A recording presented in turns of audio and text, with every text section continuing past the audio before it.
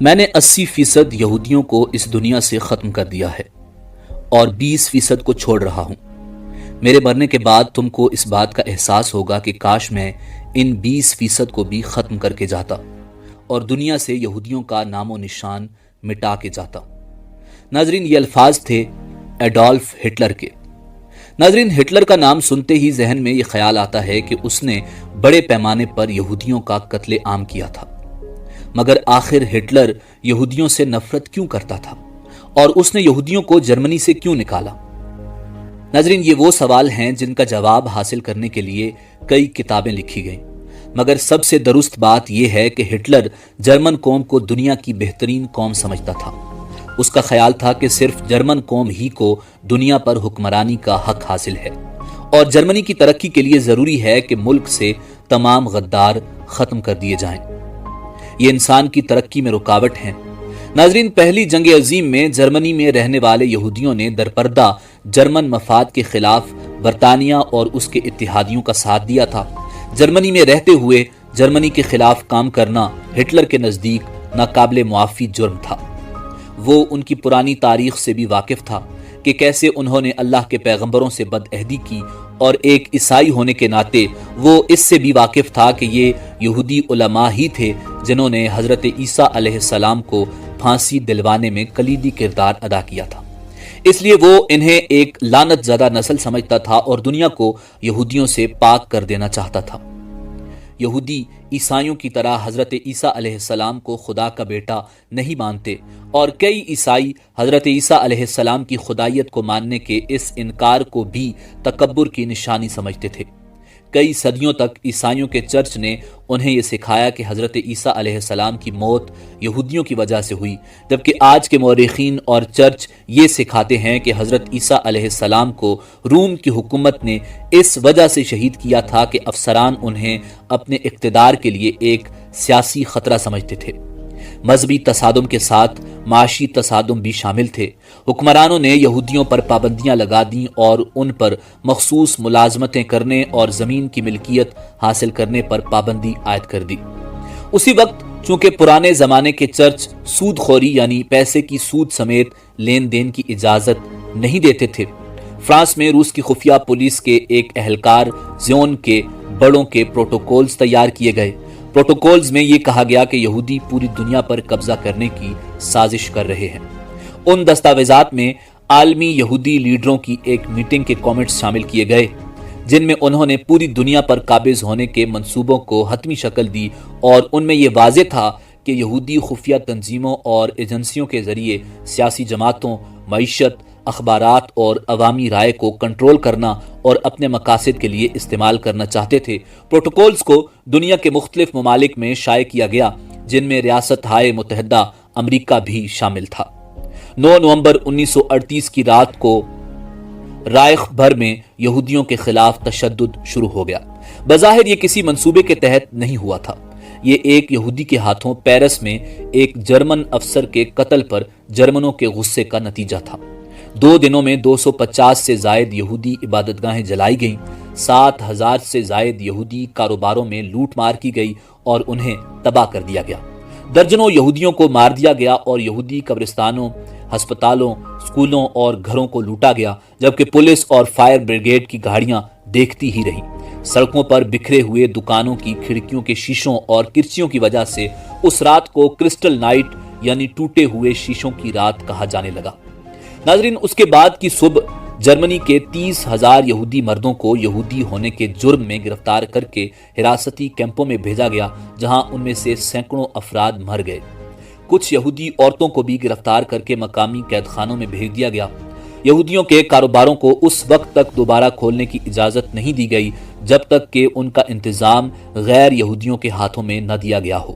یہودیوں پر کرفیو لگا دیے گئے، جن کی وجہ سے ان کے گھروں سے نکلنے کے اوقات محدود ہو گئے۔ ٹوٹے ہوئے شیشوں کی رات یعنی کرسٹل نائٹ کے بعد جرمن اور آسٹرین یہودی بچوں اور نوجوانوں کی زندگی اور بھی مشکل ہو گئی۔ ان پر پہلے ہی عجائب گھروں، عوامی پارکوں اور تیراکی کے پولوں میں داخلے پر پابندیاں لگا دی گئی تھیں۔ اب انہیں سرکاری اسکولوں سے بھی خارج کر دیا گیا۔ اپنے والدین کی طرح یہودی نوجوانوں کو بھی جرمنی میں مکمل طور پر علیحدگی کا سامنا کرنا پڑا۔ مایوسی میں کئی یہودیوں نے خودکشی کر لی، زیادہ تر خاندانوں نے بھاگ جانے کی بھی بھرپور کوششیں کی۔ ناظرین، 17,000 کے قریب پولش یہودیوں کو جرمنی سے نکال دیا گیا۔ یہ سب ان کی جرمنی کے خلاف سازشوں اور پرتشدد حملوں میں ملوث ہونے کے بعد کیا جا رہا تھا۔ 9 نومبر 1938 پیرس میں جرمن سفارتکار کو گولی مار کر ہلاک کر دیا گیا۔ یہودیوں کی نشاندہی کر کے انہیں سرکاری عہدوں سے برطرف کر دیا گیا۔ ایڈولف ہٹلر کے چانسلر بننے کے 2 مہینے بعد اپریل 1933 میں منظور کیے جانے والے قوانین کے ساتھ انتظامیہ کی تطہیر شروع ہو گئی۔ ان قوانین میں ایک آرین پیراگراف شامل تھا جس میں سماج کے مختلف شعبوں سے یہودیوں کو نکال پھینکنے کا انتظام کیا گیا تھا۔ حکومت کے تمام ملازمین کو اپنی آرین نسل کے ثبوت میں دستاویزات پیش کرنے کی ضرورت پڑ گئی۔ پہلی دفعہ قانون میں یہودی کی تعریف فراہم کی گئی تھی۔ جن ملازمین کے والدین یا دادا دادی، نانا نانی یہودی تھے، انہیں اپنے عہدوں سے برطرف کر دیا گیا۔ 17 اگست 1938 یہودیوں کے لیے یہودی نام اپنانا لازمی قرار دے دیا گیا۔ جرمنی کی حکومت نے ان تمام یہودیوں کے لیے جو اپنے پہلے ناموں سے فوری طور پر یہودی ظاہر نہیں ہوتے تھے، اپنے پہلے نام کے بعد ایک یہودی نام کا اضافہ کرنا ضروری قرار دیا گیا۔ مردوں کو اسرائیل اور عورتوں کو سارا کا نام دیا گیا۔ مرد اپنے نام کے ساتھ اسرائیل لگائیں گے اور عورتیں اپنے نام کے ساتھ سارا لگائیں گی تاکہ پتہ چلے کہ وہ یہودی ہیں۔ اکتوبر میں جرمن حکومت نے یہودیوں کے تمام پاسپورٹ ضبط کر لیے۔ یہودیوں کو جاری کیے جانے والے نئے پاسپورٹ پر جے کا ٹھپا لگایا گیا جو مالکان کی یہودی شناخت کی گواہی دیتا تھا۔ 19 ستمبر 1941 جرمنی میں یہودیوں کی شناخت کے لیے بیج متعارف کروایا گیا۔ 6 سال کی عمر سے زائد یہودیوں کو تمام اوقات اپنے کپڑوں پر ایک پیلے رنگ کا 6 نقطوں والا ستارہ پہننا ضروری ٹھہرایا گیا، جس پر کالے حرفوں میں جوڈ لکھا گیا تھا جو جرمن زبان میں یہودی کہلاتا تھا۔ اب جرمنی میں یہودیوں کو دیکھ کر ہی پہچانا جا سکتا تھا۔ اکتوبر میں یہودیوں کی جرمنی سے باقاعدہ جلاوطنی شروع ہو گئی۔ مارچ 1942 میں یہودیوں کے لیے اپنی رہائش گاہوں پر بھی ستارے کی علامت کی نمائش کرنا ضروری ہو گیا۔ ناظرین، یہودیوں کی یہ نسل کشی ہولوکاسٹ کہلاتی ہے۔ ہولوکاسٹ ایک لفظ ہے جس کے استعمال پر پابندی ہے۔ دنیا کے 13 ممالک ایسے ہیں جن میں اگر یہ لفظ بولتے یا استعمال کرتے ہیں یا کسی تحریر میں لکھتے ہیں تو 3 سے 10 سال کی سزا آپ کو ہو سکتی ہے۔ اگر آپ سوشل میڈیا پر اس لفظ کا استعمال کرتے ہیں تو آپ کا اکاؤنٹ بلاک کر دیا جائے گا۔ یہودیوں نے اس لفظ کا بڑا ناجائز فائدہ اٹھایا، مظلوم بنے اور اس نسل کشی کا اتنا چرچا کیا کہ ساری دنیا، یہاں تک کہ جرمن بھی یہودیوں سے مل کر آج تک آنسو بہاتے ہیں۔ نسل کشی جس قوم کی بھی ہو، وہاں گانا سنتے سنتے تو کسی کی موت نہیں آ جاتی۔ انسانی حقوق کی سنگین خلاف ورزیاں ہوتی ہیں۔ چیخو پکار، بچوں کے سامنے ماں باپ کا قتل اور ماں باپ کے سامنے بچوں کا قتل، بھائیوں کے سامنے بہنوں کی عصمت دری، بالکل ویسے جیسے صابرہ اور شتیلا کے کیمپس میں مسلمانوں کی گئی۔ مگر مسلمانوں کے خون کو یہودی کیچپ زدہ مزیدار بچے کہتے ہیں، جبکہ اپنے بچوں پر آنسو بہاتے ہیں۔ کہا جاتا ہے کہ جب یہودی پناہ گزین بنا کر فلسطین میں بھیجے گئے تو پوری دنیا کی جیلوں سے سفاک، قاتل اور ذہنی مریض ڈھونڈ ڈھونڈ کر فلسطین بھیجے گئے۔ ان لوگوں میں انسانیت نام کی نہیں تھی۔ خون کو جوس کہتے تھے اور انسانی گوشت کو پورک کا نام دیتے تھے۔ یہ اس حد تک سفاک تھے کہ انہیں ہی اسرائیل کی فوج میں اعلیٰ افسران بنا کر بھیجا گیا۔ انہوں نے جب فلسطین کی آبادی پر ظلم ڈھائے اور اقوام متحدہ ایک منافق کی طرح انہیں گھیر کر ان کے گھروں سے نکال کر لے گیا۔ ان مسلمانوں کے گھروں پر یہودیوں کے قبضے ہو گئے۔ جب مہاجرین کیمپس میں کسی اسلامی تہوار کے موقع پر خوب تیز آواز میں خوشیاں منانے کی آڑ میں گانے چلائے گئے، ایک فلسطینی جو کہ فلسطین کے سفارتکار بھی رہے اور آج کل جامعہ ازہر میں پروفیسر ہیں، انہوں نے بتایا کہ ان گانوں کی آڑ میں مسلمانوں کی چیخیں کسی کو سنائی نہ دی۔ یہودی مسلمانوں کے خیموں میں گھستے، قصائیوں کی طرح مسلمانوں کو ذبح کرتے، تھک جاتے، پھر شراب پینے جاتے، شراب پیتے اپنے اوپر انڈھیلتے، کہکہے لگاتے اور پھر ناچتے ہوئے مسلمانوں میں گھس جاتے۔ یہودیوں نے اس قتل عام کو ایک تہوار کی طرح منایا۔ صبح ان کیمپس میں صرف انسانی گوشت اور خون تھا۔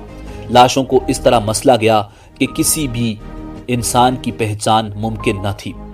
تمام جسمانی اعضاء کو اجتماعی قبر میں دفن کر دیا گیا۔ مرنے والوں کے گھروں، باغات اور کھیتوں پر اسرائیلیوں کا قبضہ ہو گیا۔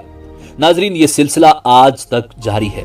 یہودیوں کا ایک گروہ ایسا ہے جو آج بھی قدیم توریت کو مانتا ہے اور یہودیوں کے لیے الگ وطن کے قیام کو اللہ کی نافرمانی مانتا ہے۔ ان کے مطابق دنیا ختم ہو جائے گی اور دنیا پر اللہ کا عذاب آ جائے گا اگر یہودیوں نے اس کی نافرمانی کر کے الگ وطن بنا لیا۔ یہ آپ کو اکثر دیوارے گریا پر ماتھا رگڑتے روتے ہوئے ملیں گے، مگر یہ لوگ آٹے میں نمک کے برابر ہیں۔ زیادہ تر جنونی جو زائنسٹ کہلاتے ہیں دنیا کے سامنے مظلوم بن کر ہمدردیاں سمیٹنے والے لوگ ہیں، درندے سے زیادہ سفاک ہیں۔ یہ اپنا مقصد کبھی نہیں بھولے تھے۔ آج ایڈولف ہٹلر کو وقت نے صحیح ثابت کر دیا ہے۔